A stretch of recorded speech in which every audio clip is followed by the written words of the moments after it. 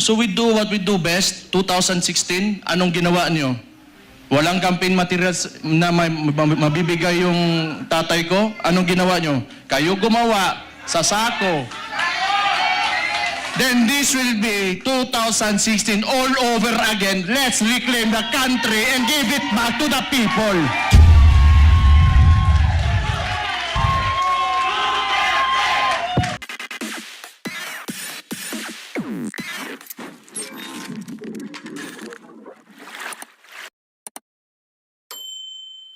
Grand launching ho ng Rage Coalition ang ating pag-uusapan dito sa video na to. Kaya naman para sa ating mga kababayan na ika nga puno na sa ginagawang panluloko, pangnanakaw ng administrasyon itong si Marcos Jr., magsama-sama ho tayong suportahan itong coalition na to. Magsasalita ho itong si Mayor Baste Duterte dito sa video na to.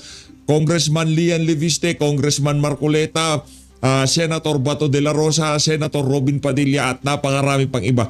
Attorney Vic Rodriguez, pero ito na, rerekta na ho kagad tayo dito kay Congressman Leandro Legarda Leviste. Good. Magandang hapon sa inyong lahat. Former Speaker Bebot Alvarez, Senator Bongo, Senator Padilla,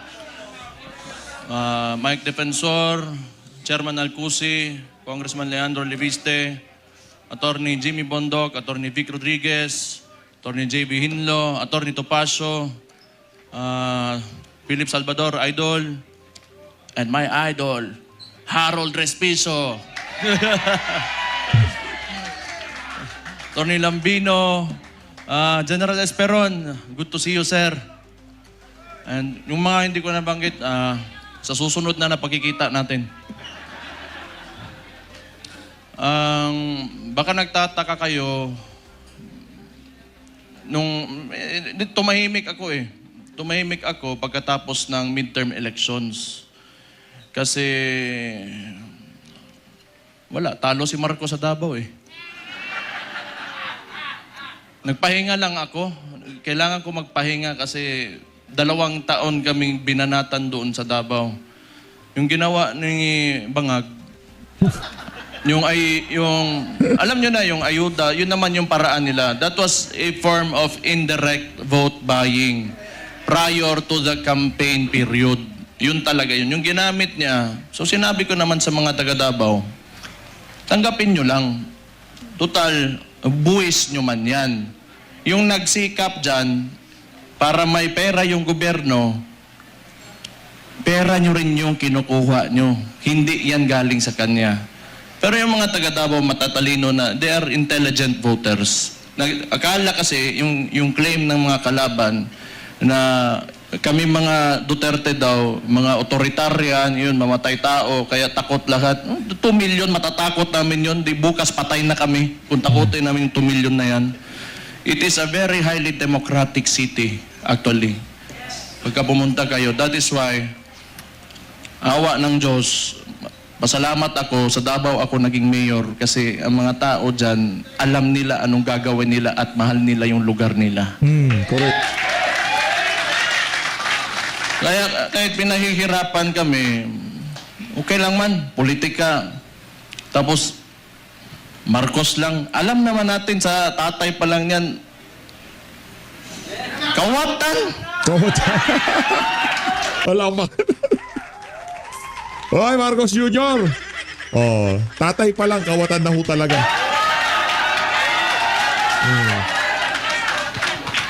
Hindi, kasi ganito yon. Nung nagsimula yung kampanya nung 2022, kasama niya yung kapatid ko, the Vice President, siyempre, inisip ko rin, siguro, itong tao na to, gusto maging presidente, he will redeem the Marcos family name. So, hindi ko naman talaga inisip na may ganun din pala kagago yung tao na yan. Siguro nasa isip niya, kung sira na yung pangalan namin, sirain ko na lang lalo. Wala naman akong political lang to. Kung bahala sila, magalit sila sa akin. Si Auntie Claire, tanawa. Pagkatapos ito, Auntie Claire, Si Mayor Baste, lolo ng buwangan ka. Oh. Nagpahinga lang ako. Kasi before the midterm elections, kami doon sa Davao, lagi kami nagmo-mobilize. Kasi nung sinimulan nila yung People's Initiative, papipirmahan nila yung mga papel. Siguro, I do not know. Pero definitely, sa ugali ng mga nangyan, wag na natin yung buong administrasyon niya. Kasi siya naman yung nasa taas ng chain of command, yung presidente. Definitely, ang suspicion namin, it was for term extension. At that early, 1 year or 2 years pa lang, hindi pa nagdadalawang taon yung termino niya. May pa-people's parang plebiscite yan noon na nag-gather lang ng mga tao, pinataas yung kamay, o sige, maging diktador na tayo, maging authoritarian regime tayo for 27 years. So that was the attempt of this guy, bangag nga na dias Malacanang karon. Kita niyo yung nasa UN siya, sipon. May ChatGPT na ngayon. Hindi ko naman sinasabi kasi makukulong ako tapos kakasuhan ako. Pero tingnan na lang, what are the causes of cocaine? Tingnan yung ChatGPT. How it will affect your nasal cavity. May cellphone na kayo lahat. Wala. Swindler. He is a swindler. Yung ginawa sa atin, kaya nga naniniwala tayo kasi akala natin itutuloy niya. Ganito lang naman tayo, kaya nandito tayo lahat ngayon. Kayo. Marami tayong parallel groups. Nilapitan ako ni Sir Mike Defensor pati ni Speaker Bebot.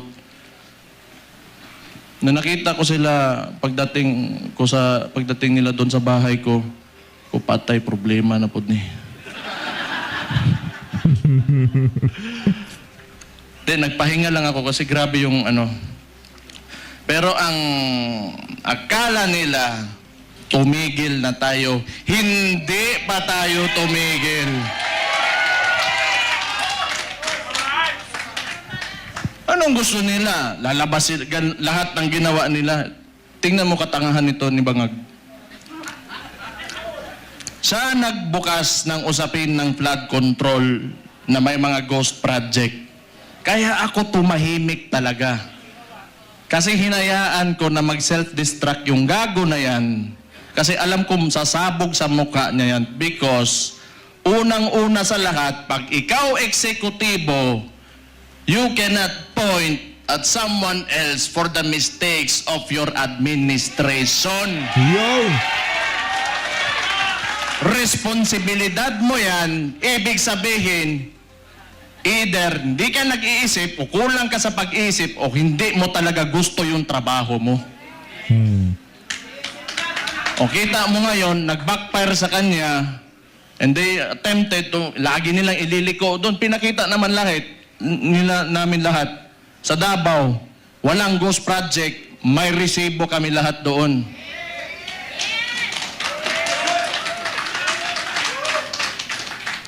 Tingnan nyo, anong resulta ng ginawa nila? Kasi tinawag na natin yan, yung 2024 is the most corrupt budget or the 2025, yung sinabi ni Sid Ungab nung panahon. Hindi, lahat yan kasi sa'yo nang kaupo eh. The most corrupt. Bakit di sila makakilos ngayon na tumaas yung presyo ng langis? Walang pera. Bakit di nila kayang babaan yung VAT, yung panawagan ni Leandro Libiste? Di nila kaya kasi wala nang silang nanakawin pa.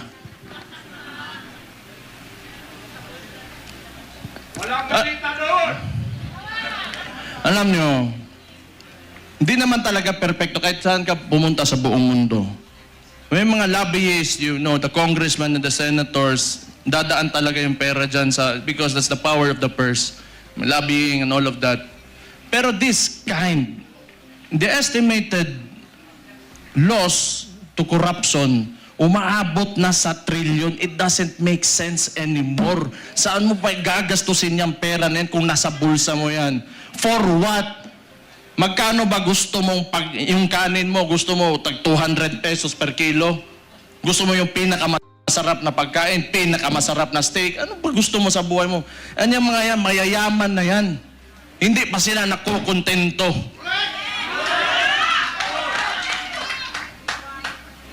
Hindi na lang maawa ba? Kita niyo yung mga matatanda na nagmamalingki sa umaga, magdadala ng bayong, tapos pahihirapan mo pa, ngayon tumataas presyo ng lahat. Hindi sana nakatingin sa pangkaraniwang Pilipino ano ang buhay ng Pilipino. Ang tapos, itong gago na to, patay na buguan eh. Gusto ko ba yan? Pag-inita nila ako. Para ano naman, kaya nagpahinga lang ako. Balik na naman tayo, patay na naman sila sa atin. Wala pa ka natin. Wala pa ka natin to si Mayor Duterte. Bakbakan no talaga ito mga kamuha.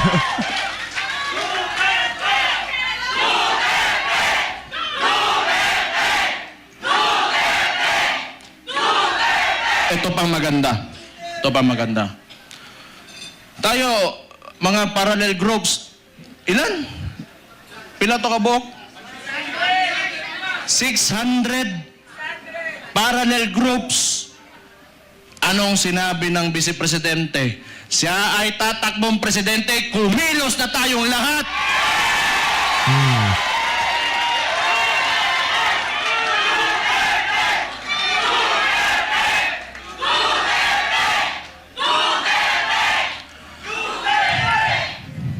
Ang gusto ng...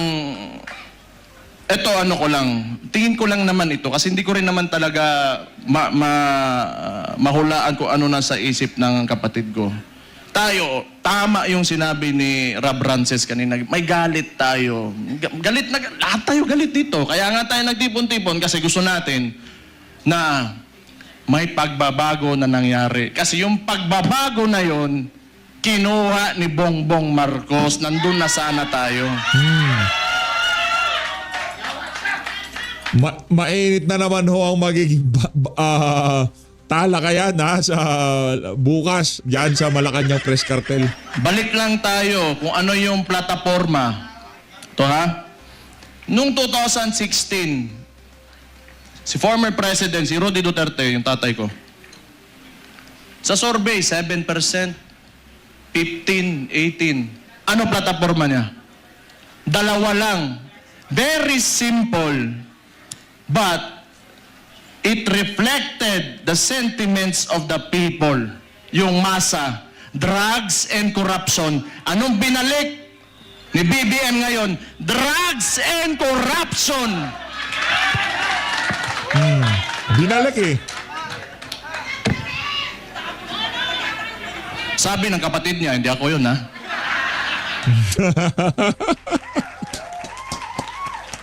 Sabi nga naman ni Amy, di ba?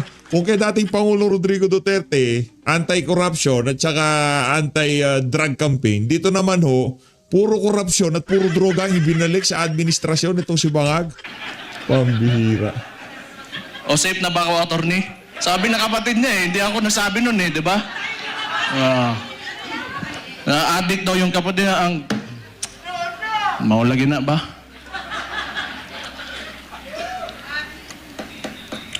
Hindi, tama naman yun. Kailangan optimistic tayo. Kailangan well-organized tayo. Andito tayo lahat. At mahalaga sa lahat, unified tayo. Yung may mga differences tayo kasi lahat tayo mayayabang May mga ugali yung mga DDS Diba? Kalimutan muna natin yun.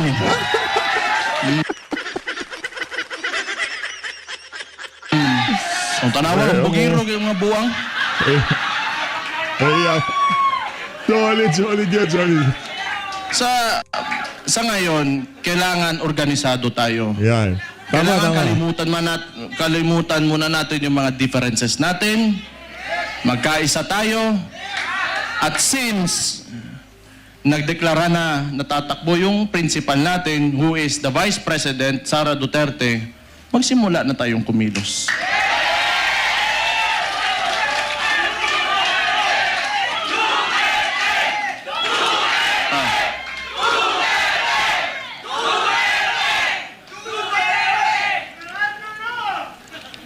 Una, hindi atin ang mainstream media. Yan ang pinakamalaking, pero wala naman di maniwala na sa kanila ngayon. Actually, if you are biased ka towards the article or the headline, you will support that headline. Yung ano lang, traditionally, sanay kasi yung Pilipino na, or yung, not really the Filipinos only, but the entire world, they look up to the mainstream media kasi yun yung historically, yun talaga yung ginagamit na source of information. But we all know na it can be manipulated, and it is now it is very well manipulated by no, I do not blame them. May iba lang talaga na talagang rabid na anti-Duterte na mga tulad ng Rappler. Pero yung iba kasi talaga, wala yan. Matatakot talaga yan sa gobyerno. Kasi yung gobyerno, yung negosyo mo, lalapitan ka lang yan. Lalapitan ka lang ng BIR, ng ipapasarado ka, takutin ka. I know this because a lot of individuals in Davao, businessmen, were even afraid to come near me. Kasi pag manalaman ng administrasyon na yan, ni Bangag, ika-cut off, pahihirapan, gamitin yun. The bureaucracies of government have been weaponized by this administration. So intindihin na natin yun. Intindihin na natin yun. What we can do is, we go back to the roots. We campaign for our candidate. Wala rin naman tayo, kasi hindi rin naman tayo papansinin ng mga mainstream media because, lahat, masang Pilipino man tayo. So we do what we do best. 2016, anong ginawa nyo? Walang campaign materials na mabibigay yung tatay ko? Anong ginawa nyo? Kayo gumawa sa sako. Then this will be 2016 all over again. Let's reclaim the country and give it back to the people.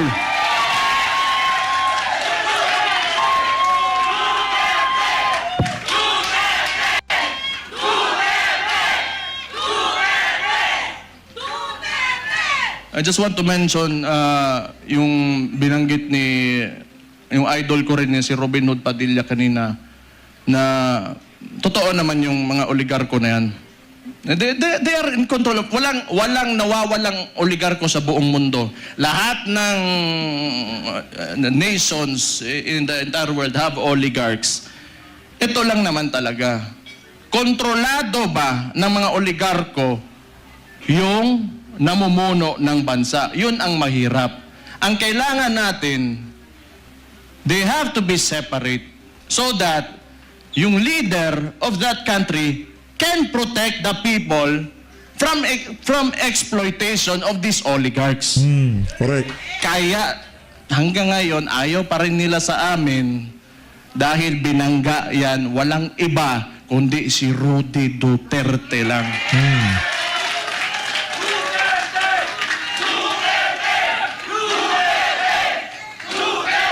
So siguro naman yan, nag-declare na yung kapatid ko and we're going into the 2028 elections. Pakiusap ko lang sa mga oligarko, may mga mayayaman, malalaking negosyante talaga that have command of the economy. Maawa naman kayo sa mga tao. Maawa naman kayo sa mga tao. Give this country a chance na sumarap din ang buhay ng yung mga naglalakad lang sa daan na walang mga sasakyan.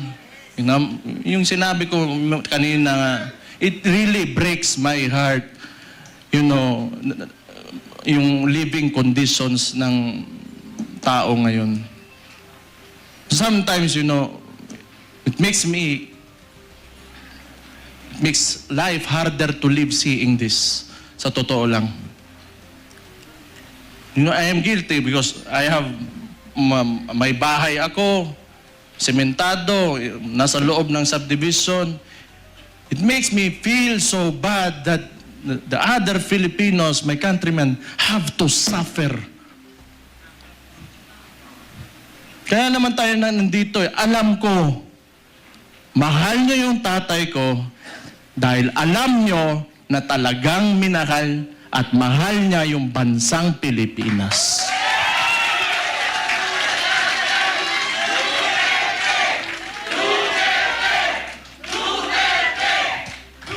We have to, you know, turn this around.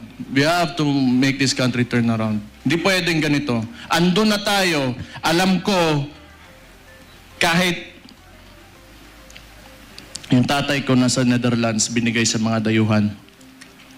Alam ko nandito pa rin kayo kasi naniniwala kayo, pinakita ni Rudy Duterte na kaya pala natin angatin natin ang ating bansa. You know what? Kayo lahat mga Pilipino, do not settle for this. You deserve better. You deserve better. Sinasabi ko sa inyo, you deserve better. Kaya, be optimistic, maniwala kayo na we can take our country to greater heights. Sinasabi ko sa inyo, alam nyo na eh. Kaya nga nandito kayo, naniniwala kayo. Just hold on to it. And someday, awa ng Diyos, talagang may Diyos talaga. And may hustisya talaga. Makakamit natin ang Pilipinas natin na pinapanaginip natin.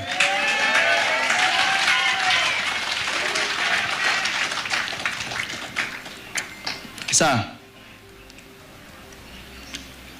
lahat ng politiko, kailangan bitawan natin yung mga pansarili nating gusto.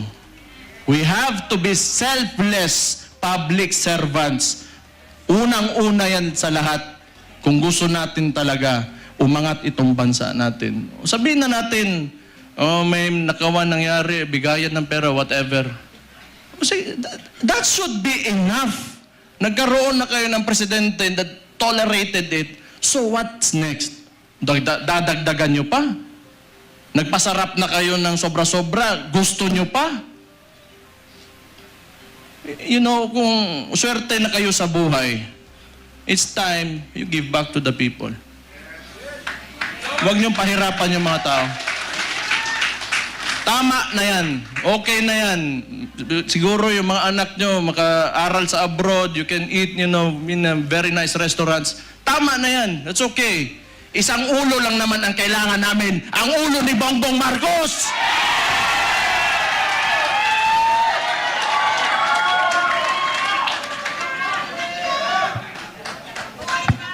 Ano ho ito? Digmaan ho ito mga kababayan. Digmaan ho ito. Solid. You know, this coalition, if you cannot approach me, you approach Mike Defensor, you approach Bebot Alvarez, you, the congressman, I'm talking to you, if you want to defect, talikuran nyo na yan because alam nyo, kayo, mga politiko, nakatira kayo sa Pilipinas, huwag nyo sirain ang bahay nyo.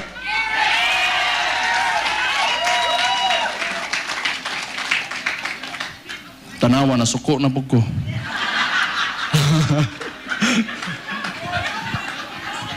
Pero,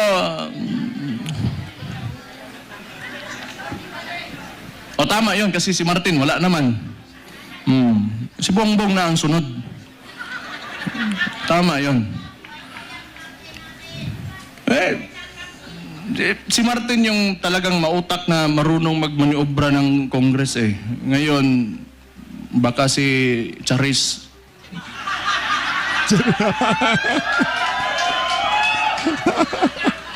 Sino yun? Sorry. Kilala niyo yun? Charis. Oh. Kasi rinig ko, chismis lang to ha. Chismis, wala ko sinasabi. Oh. Puppet speaker lang yan yung speaker ngayon. Hindi ko lang alam sino yan, Charis. Basta narinig ko, Charis daw. Puppet speaker. Atay.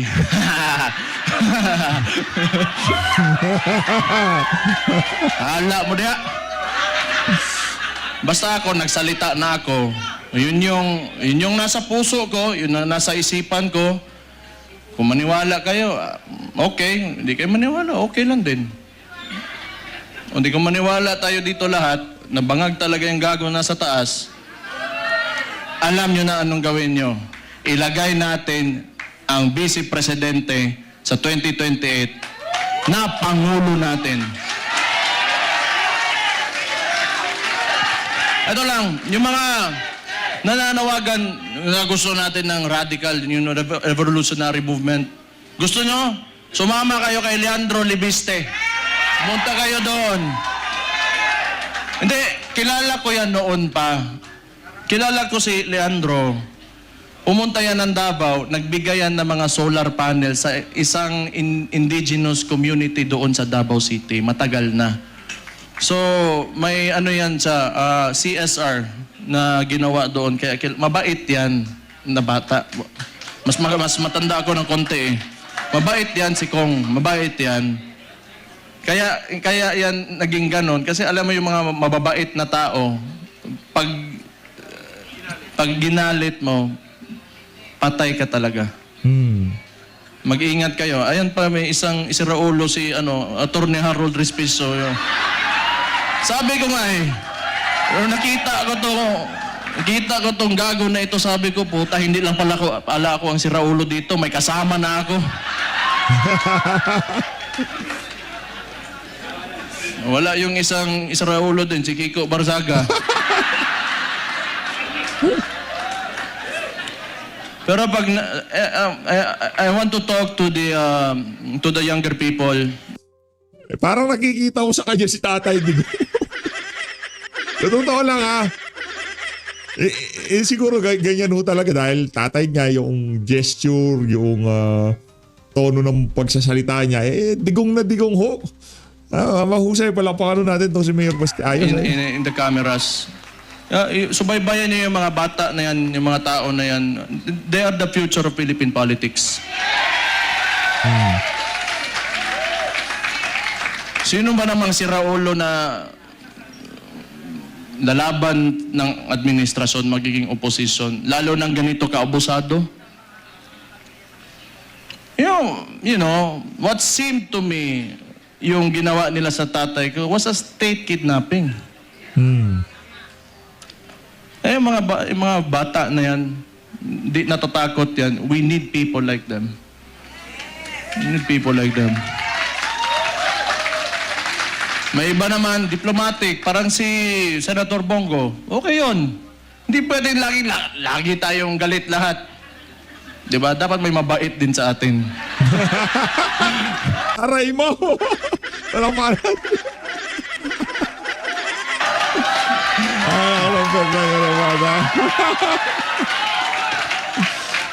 Aray mo. Good nature na tao si Senator Bongo. So, ano pa ba? Kumain na kayo? Ha?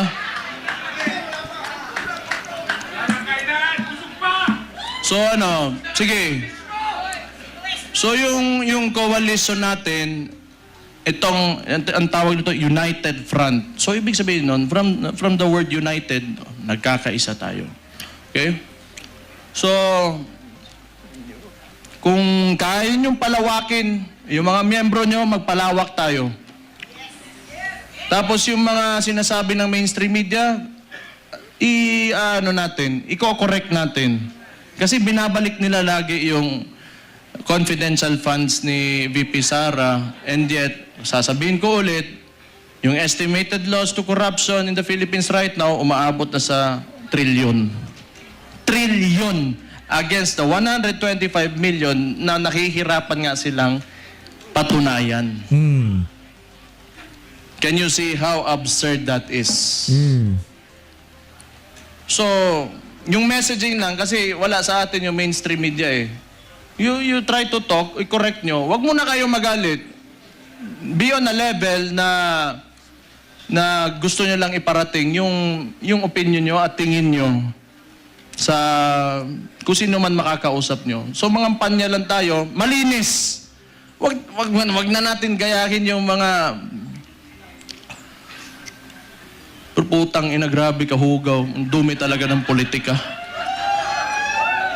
Ako kasi okay lang ako. Wala man akong pakialam sarili ko. Wala talaga akong pakialam kung ano sabihin mo. Basta ako, ginagawa ko na yung trabaho ko. Pag yung araw na tumakbo ako dyan, tapos di ako nanalo, ibig sabihin no, tapos na ako. Pero wag nyo, I've been experiencing this ever since I went into politics. No. Ever since Rudy Duterte became the president, and the world is a nasty place. It's really nasty. So, tingin ko tama naman yung sinabi ng Vice Presidente. Magkampanya lang tayo, maayos.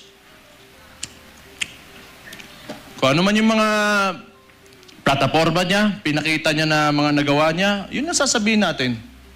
Huwag na tayong pumatol. Tama yun, huwag na tayong pumatol. Kasi ayaw ko rin. Ako na lang, gusto kansawa na yung ng Claire. Anti-Claire. Masuko, magagalit na naman yan eh. Alam ko eh. Sasagot na naman yan. Buwang? Buwang. Oh, kung value sila, value din ako. Ganun lang naman. Pero alam mo, yung observation ko lang, this is only my observation. Mahirap yung mga tao nakaupo sa, in a seat of power, tapos ganun yung ugali, na mahilig manggipit at mga abuso ng mga maliliit na tao. Patay tayo dyan. Mahirap yan. Kaya ako rin, gusto ko yung nilalabanan ko, malaki rin naman. Para kung makukulong man ako, matatanggal ako sa pagka-mayor ngayon, o mamamatay man ako, at least worthwhile yung ginawa ko at para sa sambayan ng mga Pilipino. Palapakan natin. Sa tingin ko, kung maririnig ito ni dating Pangulong Rodrigo Duterte, matutuwa siya dito kay Mayor Baste Duterte. Saludo, Mayor Baste. They only pick on people na kaya nila eh. They only pick on people na kaya nila. Pero, hindi nila kaya ang masang Pilipino. That will never happen. Hindi nila kaya yun. Bukas na ang mga isipan at mga mata ng Pilipino ngayon. Bakit isa lang nagsasabi na tama? Kayo, hindi nyo alam?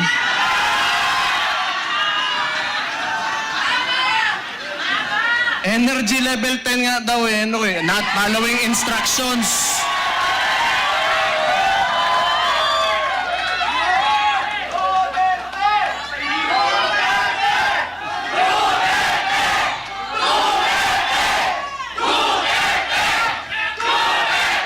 Kayo, nilalagay nyo talaga ako sa alanganin ba?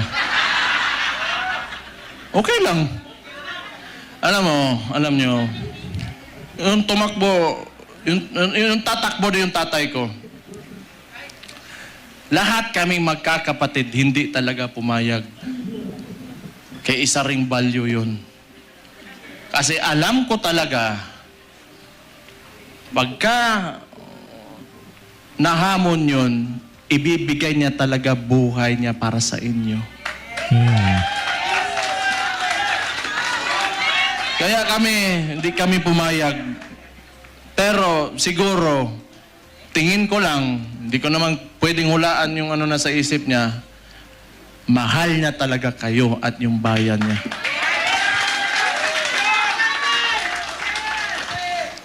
Kaya ngayon, pagka pumupunta ako ng Netherlands doon sa detention unit, kinakausap ko, can never imagine someone who would, like an actual individual in front of me that would actually give away his freedom and his life for his country.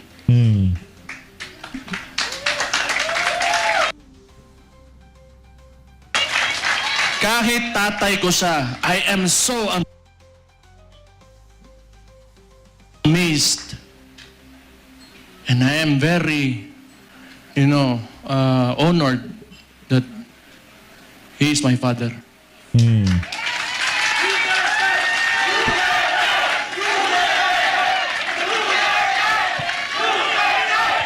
Saan oras? Saan oras, boy? Ha? Hindi, basta kung may problema, we have to communicate with each other, okay? Let's just be friends, lahat tayo. Huwag tayong mag-away-away. Andito ang PDP, andito ang Reform PH, and Reforma, andito ang Maisog, and hindi ko na mababanggit yung lahat ng parallel groups, Reforma Pilipinas. Magkaisa tayong lahat. It's time to move. Move with positivity and optimism. Let go of yourselves. Give your all for the country. Lahat ng gagawin natin, hindi para sa atin, kundi para sa bayan natin. Let's make this happen. Napakaroon. 2 taon, 2028 na. Kaya natin to.